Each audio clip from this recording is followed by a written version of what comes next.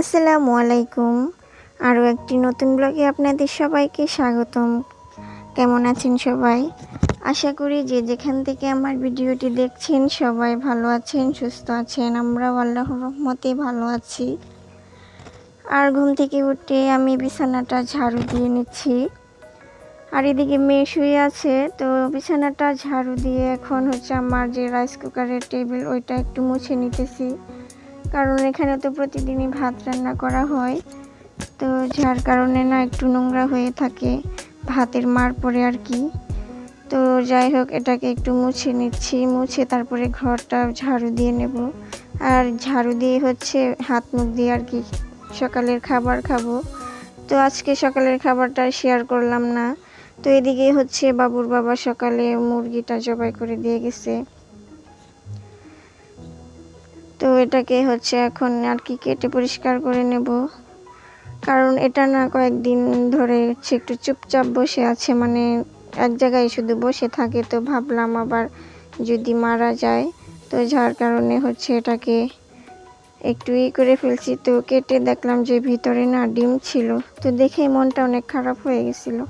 তো কি আর করার, যা হবার তা হয়ে গেছে। এখন এটাকে ধুয়ে ফ্রিজে আর কি রেখে দেব। কারণ আজকে এটা রান্না করব না, যেহেতু বড় মেয়ে আমার বাড়িতে না, নানু বাড়িতে। তো ও আসলে তারপর রান্না করব।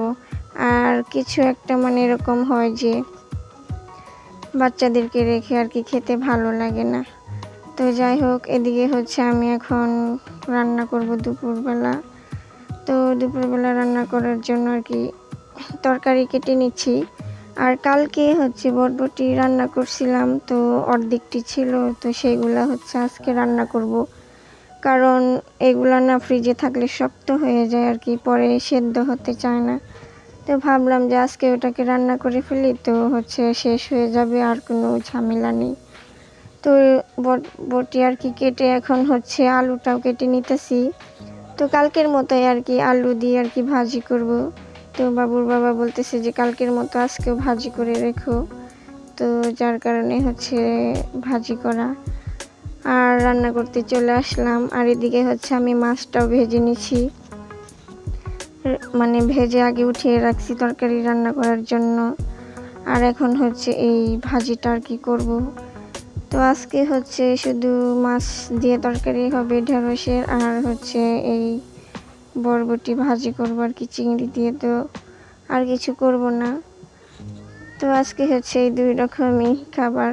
আর এখানে হলুদ, মরিচ, ধনিয়া আর কি সব কিছু দিয়ে দিয়েছি, লবণ দিয়ে এখন বরবটিটা দিয়ে ভালো করে আর কি নেড়ে চেড়ে মাখিয়ে মানে মিশিয়ে নেব। তো এদিকে রান্না হতে হতে আমি বাকি কাজ ছিল সেগুলোও করে নিচ্ছি। আর এই ফাঁকে আমার রান্নাটাও করা শেষ। আর মেয়ের জন্য একটা মাছ ভাজি করছি, কারণ দুপুরবেলা খাওয়াবো আর কি, তো যার কারণে ভাজি করা হয়েছে। তো দুপুরবেলা রান্না টান্না করে না খুব গরম লাগছে, আর যেহেতু গরমের মধ্যে মাটির চুলায় রান্না করছি, তো তার কারণে আরও বেশি গরম লাগতেছিল। তো ভাবলাম যে ফ্রিজ থেকে একটু শরবত বাহির করে খাই। তো আমি শরবতটা না রেখে মানে বানিয়ে রেখে দিছিলাম। তো যখন আর কি মন চাইবে বের করে শুধু আর কি খাবো। তো কার কার আর কি ভালো লাগে দুপুরবেলার শরবত খেতে, বা এরকম ঠান্ডা পানীয় খেতে কার ভালো লাগে অবশ্যই কমেন্ট করে জানাবেন। তো আমার তো ভীষণ ভালো লাগে। তো শরবত খেয়ে মেয়েকে গোসল করিয়ে নিয়ে আসবো, আর এসে ওকে ঘুম পাড়িয়েও দিছি।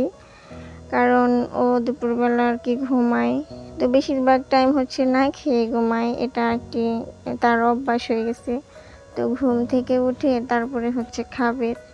তো যাই হোক, ওকে গোসল করিয়ে দিছি আর সাথে সাথে ঘুমিয়ে গেছে। আর বাচ্চারা ঘুমালে তখন খুব ভালো লাগে, মানে মনে হয় একটু বেশি করে আদর করি।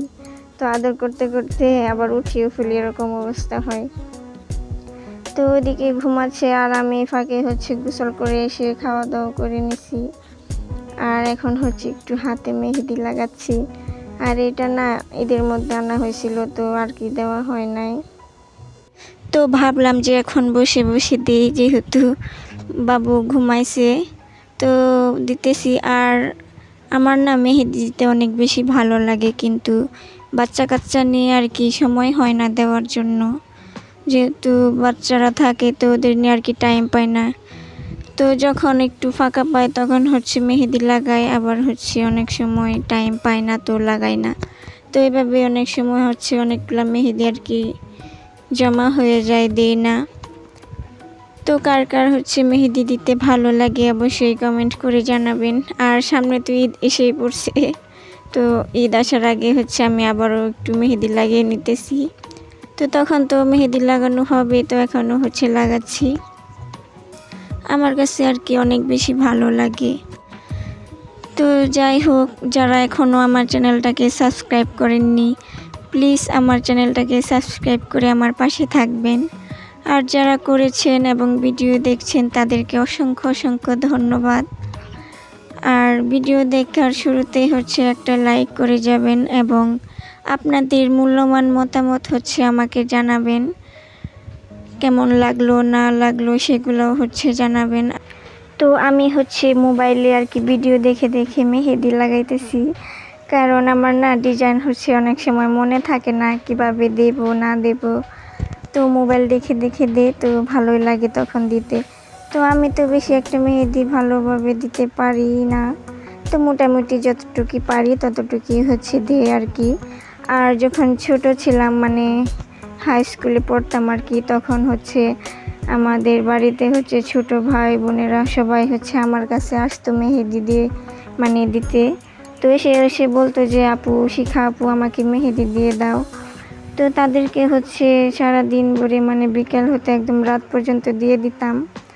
তো এখনও হচ্ছে দিই, এদিকে আশেপাশে ছোট ছোট বাচ্চা আছে ওদেরকেও দিই, তারপরে নিজেরও বাচ্চা কাচ্চা আছে তাদেরকেও দিয়ে দিই। তো এই তো আমার মেহেদি দেওয়া শেষ। তো কেমন হয়েছে আশা করি জানাবেন। তো আর কি যেভাবে পারি সেভাবে দিলাম। তো মেহেদি দিয়ে হচ্ছে আমি একটু আম ভর্তা খাচ্ছি আর কি বিকেলবেলা। তো আমি না প্রতিদিনই হচ্ছে এরকম আমের ভর্তা করে খাই আর কি, যেহেতু এখন আমের সিজন। তো আমার কাছে আর কি ভালো লাগে, প্রতিদিনই খাই কিন্তু দেখানো হয় না। তো 2-1 দিন পর পর হচ্ছে আপনাদেরকে দেখাই। তো আজকের ভিডিওটা এই পর্যন্তই। সবাই ভালো থাকবেন, সুস্থ থাকবেন, আর দেখা হবে আরও একটি নতুন ব্লগে।